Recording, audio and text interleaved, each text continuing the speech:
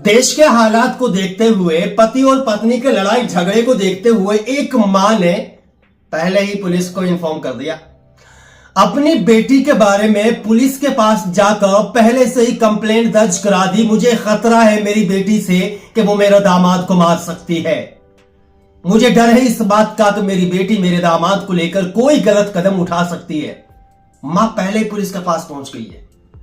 जिस तरह के हालात आज देश में देखने को मिल रहे हैं ना, उसने सोचा यह सही वक्त है इस बेटी के खिलाफ कंप्लेंट करने का। मेरी बेटी भी सोनम रघुवंशी जैसी है, दामाद की हत्या करवा सकती है। मां ने दर्ज कराई सनसनीखेज एफआईआर दर्ज करा दी और अपनी बेटी के खिलाफ एफआईआर दर्ज करा दी और साफ बोल दिया, पुलिस को इन्फॉर्म कर दिया कि मेरी बेटी से मुझे अपने दामाद के लिए खतरा है।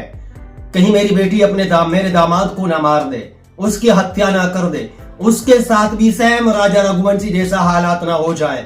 इसलिए मेरी बेटी से मेरे दामाद को बचाया जाए, उन्हें प्रोटेक्शन दी जाए और उनकी सेफ्टी की जाए। ये इस मां ने बहुत बड़ी बहादुरी काम किया। मैं आप लोगों को बता दूं, जब एक मां ही अपनी बेटी के खिलाफ थाने पहुंच जाए और कहे कि मेरी बेटी अपने दामाद की हत्या कर सकती है, मेरी बेटी मेरे दामाद की हत्या कर सकती है, यानी अपने पति की हत्या कर सकती है, तो यह सिर्फ एक पारिवारिक विवाद नहीं है, बल्कि एक गंभीर अलर्ट बन जाता है, एक गंभीर समाज बीमारी बन जाती है, एक गंभीर समाज में फैलने वाली नफरत है। ये कोई ऐसी दुश्मनी नहीं है जो इस वक्त आप पति पत्नी के बीच देख रहे हैं। ये समाज में फैलती हुई बीमारी है। ये सबसे बड़ी बुराई है। उत्तर प्रदेश के शामली जिले से एक हैरान कर देने वाला मामला सामने आया है। यहां एक महिला अपनी ही बेटी के खिलाफ पुलिस थाने पहुंच गई और सनसनीखेज दावा किया कि उसकी बेटी अपने बॉयफ्रेंड के साथ मिलकर दामाद की हत्या कर सकती है। ठीक उसी तरह जैसे इंदौर में कारोबारी राजा रघुवंशी की हत्या उनकी पत्नी सोनम रघुवंशी ने कराई थी। महिला ने बताया उसकी बेटी की शादी को 12 साल हो चुके हैं, लेकिन उसका अपने ससुराल के पास ही रहने वाले एक व्यक्ति के साथ प्रेम प्रसंग चल रहा है। जब यह बात परिवार को पता चली तो बेटी को मायके मेरठ ले गया, लेकिन कुछ ही दिनों बाद वो अपने प्रेमी के साथ फरार हो गई, भाग गई। महिला की मां ने आरोप लगाया कि बेटी भागने के बाद अपने ससुराल लौटी और वहां अपने प्रेमी के साथ मिलकर न सिर्फ तोड़फोड़ की बल्कि देवर के साथ मारपीट भी की।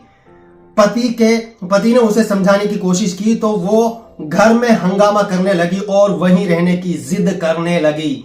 महिला की मां ने सीधे शब्दों में पुलिस से कहा कि उनकी बेटी बिल्कुल सोनम रघुवंशी जैसी है और वो उससे डर लग रहा है कहीं वो सोनम की तरह मेरी बेटी भी यह कदम ना उठा ले। ये बहुत अच्छा किया।